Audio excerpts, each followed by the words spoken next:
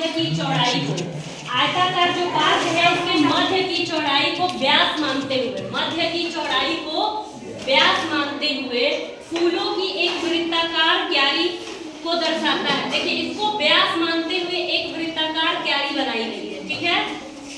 फूलों की क्यारी की परिसीमा से 3 मीटर चौड़ा पथ अंदर से, फूलों की परिसीमा से 3 मीटर चौड़ा पथ, ये फूलों की सीमा से क्या किया गया है, 3 मीटर चौड़ा पथ इसके चारों ओर बनाया गया है अंदर की तरफ। तो कह रहा है पूरे पार्क का क्षेत्रफल ज्ञात करिए। तो पूरे पार्क का क्षेत्रफल लंबाई गुणे चौड़ाई, देखिए 20 गुणे 14 कितना हो जाएगा, 280 वर्ग मीटर। दूसरा क्वेश्चन कह रहा है कि रास्ते सहित फूलों की क्यारी का क्षेत्रफल ज्ञात करिए। रास्ते सहित फूलों की क्यारी का क्षेत्रफल के लिए क्या करेंगे, पहले हमें इस रास्ते का भी क्षेत्रफल पता होना चाहिए और इस फूलों की क्यारी का भी क्षेत्रफल पता होना चाहिए। तो हम क्या करेंगे, इसका क्षेत्रफल निकालेंगे और इसका क्षेत्रफल निकालेंगे और दोनों के क्षेत्रफल को क्या कर देंगे, जोड़ देंगे।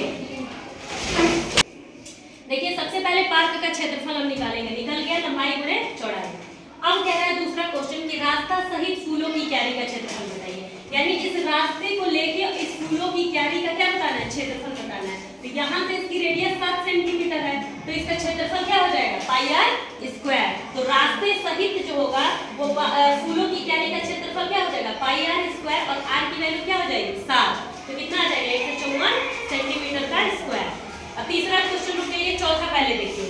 चौथा कह रहा है कि रास्ते का क्षेत्रफल बताइए। तो रास्ते का क्षेत्रफल निकालने के लिए अगर इस बाहर वाले के क्षेत्रफल में से अंदर वाले के क्षेत्रफल को घटा देंगे तो इस रास्ते का क्या निकल जाएगा, क्षेत्रफल निकल जाएगा। तो बाहर वाले के क्षेत्रफल के लिए रेडियस 7 है और अंदर वाले के लिए रेडियस कितना है, 4 सेंटीमीटर है। तो मैंने वही किया है, देखिए उसको R2 मान लिया, इसको R1 मान लिया, तो पाई R2 का स्क्वायर पाई R1 का स्क्वायर। तो यहाँ पे जब 7 रखेंगे तो 49 हो जाएगा, 4 रखेंगे तो 16 हो जाएगा। 49 में से 16 घटाएंगे 33 आएगा, 22 बटा में 7 गुणे 33। जब इसको भाग या गुणा करके भाग देंगे तो आंसर 103.27 के बराबर आएगा, ठीक है। अब देखिए तीसरा क्वेश्चन। तीसरा क्वेश्चन क्या बोल रहा है कि रास्ते रहित पार्क का क्षेत्रफल बताइए। यहाँ पे दिया हुआ है ना तीसरा, रास्ता रहित पार्क का क्षेत्रफल। तो इसके लिए हम क्या करेंगे, केवल क्यारी का क्षेत्रफल बता देंगे, यानी जो फूलों की क्यारी है केवल उसका क्षेत्रफल बता देंगे, तो ये रास्ता इसमें से निगलेक्ट हो जाएगा। तो उसके लिए क्या हो जाएगा, रास्ता रहित फूलों की क्यारी का क्षेत्रफल बराबर फूलों की क्यारी का क्षेत्रफल बराबर क्या हो जाएगा, ये होगा पाई आर स्क्वायर। केवल देखना है कि आर की वैल्यू कब हमें 7 रखना है, कब हमें 4 रखना है, और कब हमें दोनों को जोड़ना है और कब दोनों को हमें क्या करना है, घटाना है। तो देखिए 22 बटा में 7, अब केवल फूलों की क्यारी का पूछा है तो 4 गुणे 4, ठीक। अब इसका गुणा करिए, 22 गुणे 8 बटा में 7, 8 दूनी 16 के 6, 8 दूनी 16 1 17, 176 बटा में 7, इसको घटाइए, 7 दूनी 14,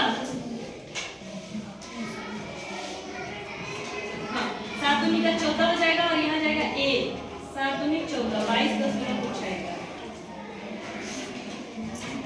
ठीक। लास्ट में ये पूछा है कि इस पूरे क्यारी को छोड़ के जो भी बच रहा है उसका क्षेत्रफल बताइए। तो ऊपर जो सबसे बाहर वाला क्षेत्रफल है उसमें से इस अंदर वाले क्षेत्रफल को घटा देंगे तो ये जो शेष स्पेस बचा है इसका क्षेत्रफल हमें मिल जाएगा।